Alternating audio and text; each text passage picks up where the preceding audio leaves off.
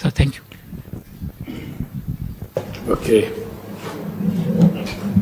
ఇప్పుడు మీరు ఒక ప్రజెంటేషన్ చూశారు.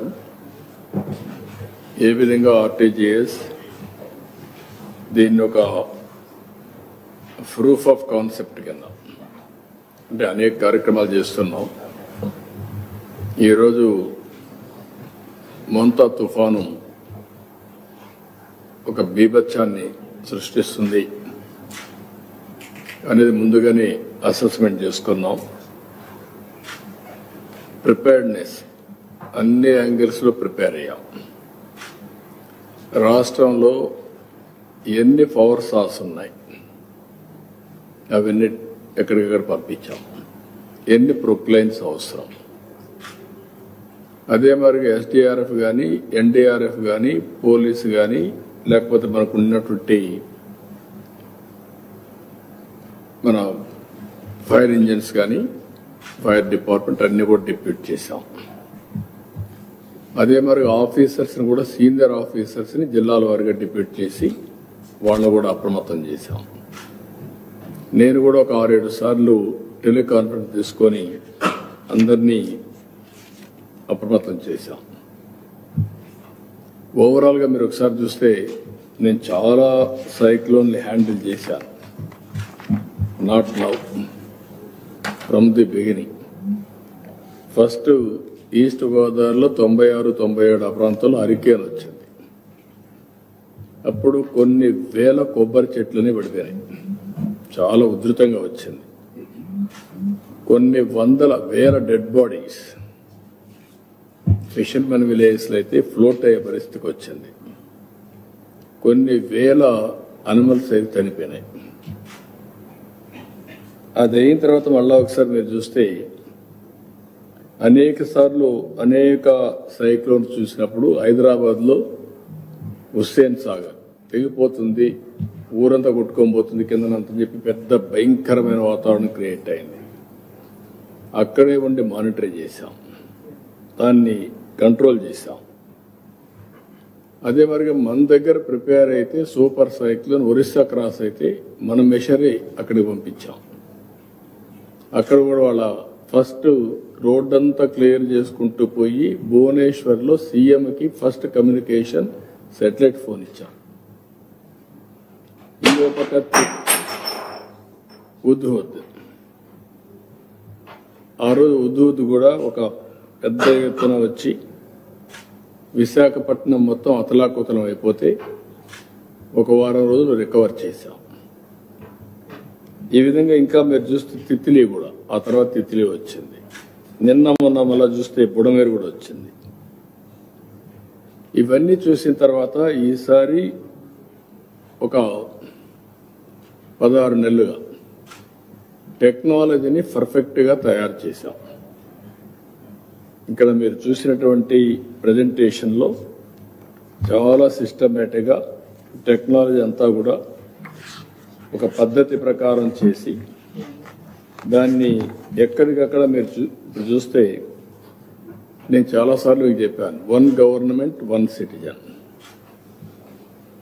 There are so many multi departments, line departments, ఒక్కొక్కరు ఒక్కొక్క ఫంక్షన్ చేస్తూ ఉంటారు. ఇది అల్టిమేట్గా stand alone systems are working. పై ఆఫీసర్ కింది వాళ్ళకి చెప్పాలి, కింది వాళ్ళు మళ్ళా కిందికి చెప్పాలి, లాస్ట్ మైల్ పోయే కొందికి చాలా డిలే, అబ్నార్మల్ డిలేస్ అన్నీ ఉంటాయి.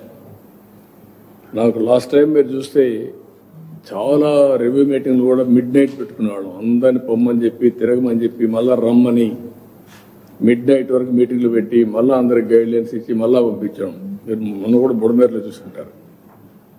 అందరినీ 200 మందిని ప్రతి ఒక్క 3,000-4,000 ఒకరు ఇన్ఛార్జిని పెట్టి మొత్తాన్ని పెంచి మానిటరింగ్ చేశాం. అయితే ఈసారి మీరు చూస్తే ఇంట్రెస్టింగ్గా అన్ని కూడా స్ట్రీమ్ లైన్ చేసి ఒక డేటా లేక్ తీసుకొస్తున్నాం.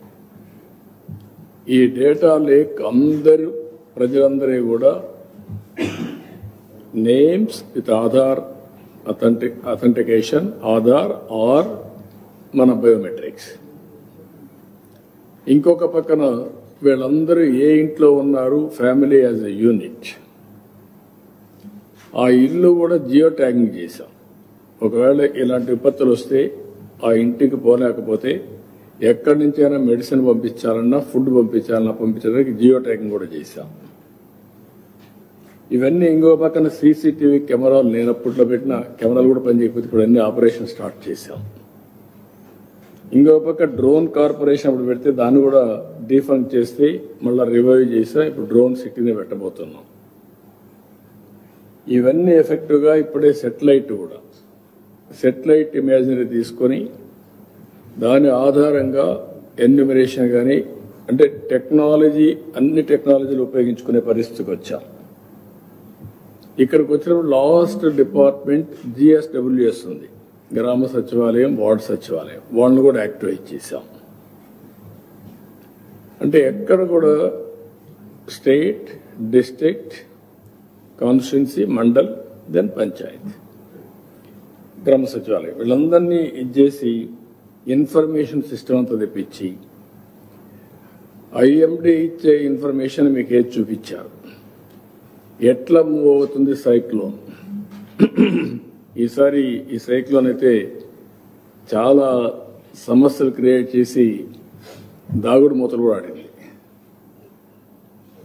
ఇది ప్రారంభమైనప్పటి నుంచి కాకినాడ దగ్గర క్రాస్ అవుతుందని ఒక అసెస్మెంట్. అందరి ఫోకస్ ఏంటి, కాకినాడ దగ్గరనే క్రాస్ అవుతుంది.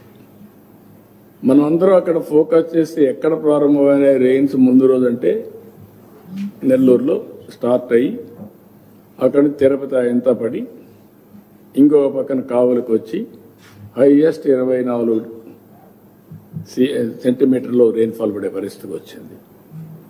అక్కడి నుంచి డివాస్టేషన్ చేసుకుంటూ బాపట్ల ఇట్లొచ్చి దెన్ మచిలీపట్నం, దెన్ అంతర్వేది, నర్సాపూర్ దగ్గర అక్కడి నుంచి క్రాస్ అయ్యి రాజోల ద్వారా పైకి వెళ్ళడం, అక్కడ రెయిన్ తక్కువ పడింది.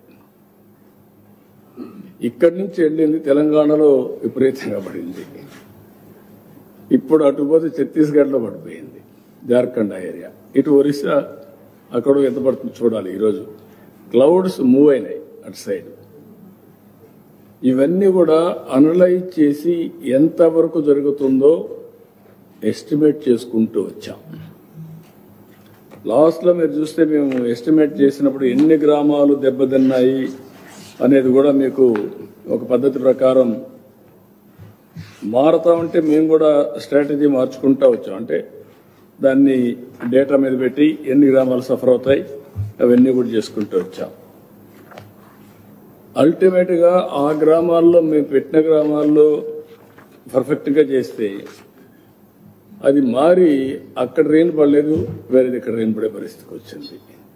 ఈ రెయిన్ వల్ల ఈ ఎక్కడికక్కడ ఫ్లడ్స్ వచ్చి చెరువులన్నీ ఫుల్ కావడం అన్నీ వచ్చేసాయి. ఇక్కడ సిస్టంలో ఉండే బ్యూటీ మీరు చూస్తే ఆల్ రిజర్వాయర్స్లో యాజ్ ఆన్ టుడే ఎంత వాటర్ ఉంది, ముందుగానే కొంత డిప్లీట్ కూడా చేశాం. ఆ రివర్లో క్యాచ్మెంట్ ఏరియా మొత్తం తీసుకొని ఎంత రెయిన్ పడుతుంది, ఎన్ని TMC ఆఫ్ వాటర్ వస్తుంది, అక్కడి నుంచి ఇది ట్రావెల్ చేయాలంటే ఎంత దూరం పడుతుంది. అల్టిమేట్గా ప్రకాశం జిల్లాలో లాస్ట్ టైం మనకు పెద్ద ప్రాబ్లం వచ్చింది.